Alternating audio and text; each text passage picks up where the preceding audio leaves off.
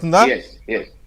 Yeah, ఇప్పుడు మల్లయాదవ్ గారు మీరేమో ఎప్పుడెప్పుడు కేసీఆర్ని సీఎంగా చూడాలని ప్రజలు ఆరాటపడుతున్నారని మీరంతా అనుకుంటున్నారు, మీరు అదే చెప్తున్నారు, మీరు మాట్లాడుతున్నారు. కేటీఆర్ గారు ఆల్మోస్ట్ ఎవ్రీడే ఆ మాట చెప్తూ ఉంటారు కదా.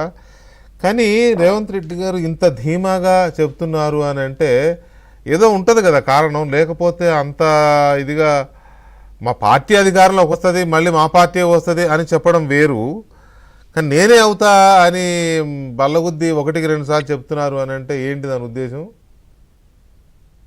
కాంగ్రెస్ అంటూ అధికారంలోకి వస్తే మళ్ళీ కాబోయే ముఖ్యమంత్రి రేవంత్ రెడ్డి గారండి. అందులో ఎక్కడ కూడా దాపరికం లేదు, సెకండ్ థాట్ కూడా ఉండకపోవచ్చు. కాకపోతే కండిషన్స్ అప్లై కాంగ్రెస్ వస్తే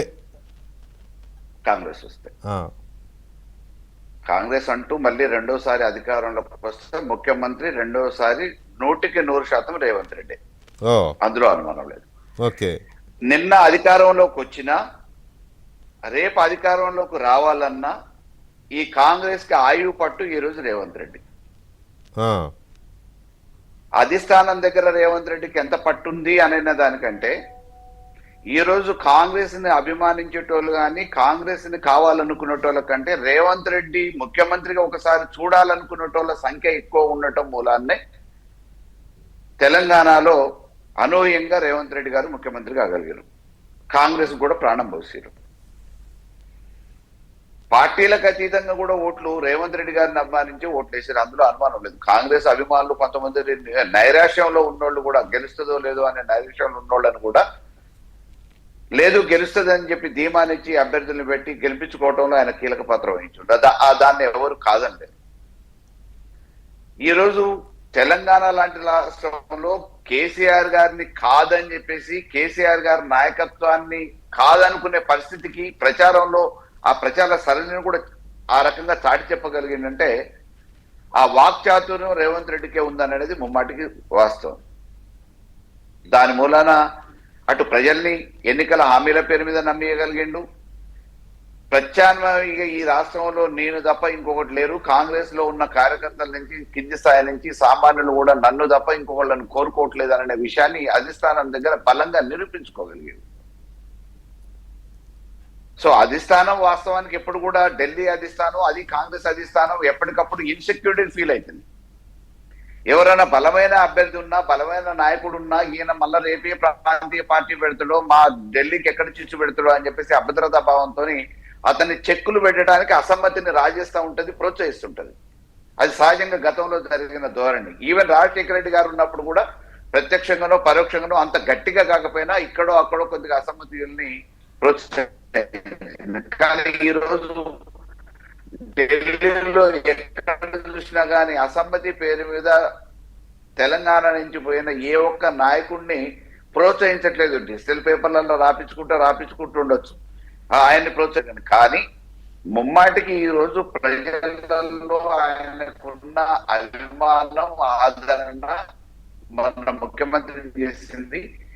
రేపు నిజంగా కూడా మళ్ళీ ఇటువంటి రేవంత్ రెడ్డి గారి వాక్చాతుర్యాన్ని నమ్మి మళ్ళీ మోసపోయి ప్రజలు కాంగ్రెస్ కే ఓటేస్తే మాత్రం కాబోయేది కూడా మళ్ళీ రెండోసారి అది రేవంత్ రెడ్డి వల్లనే సాధ్యమవుతుందనే విశ్వాసం సంపూర్ణంగా ఈ తెలంగాణ ప్రజానికానికి కాంగ్రెస్ కార్యకర్తలకి వాళ్ళకున్న సహచరులకు కూడా ఉంది. నేను ఒక చిన్న ఎగ్జాంపుల్ ఈ మధ్యకాలంలో అబ్జర్వ్ చేసింది.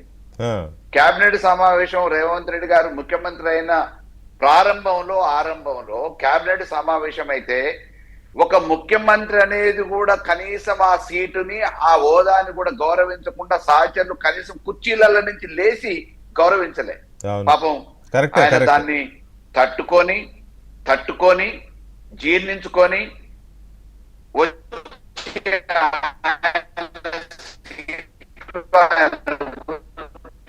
మీరు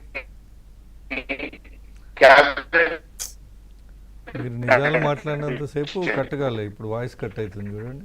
అది ప్రకృతి కూడా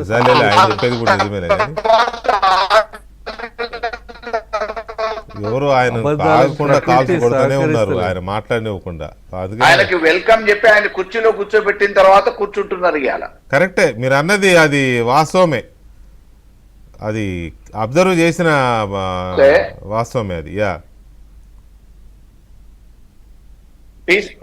పిసిసి ప్రెసిడెంట్ గా రేవంత్ రెడ్డి గారు ఉన్నప్పుడు మాజీ పిసిసి ప్రెసిడెంట్ గా నెక్స్ట్ సక్సెడెడ్ ప్రెసిడెంట్ గా ఉన్న రేవంత్ రెడ్డి గారి మీద అప్పుడు పిసిసి ప్రెసిడెంట్ గా కూడా గ్రూపులు కట్టింది ఎవరు అంటే ఉత్తమ్ కుమార్ రెడ్డి.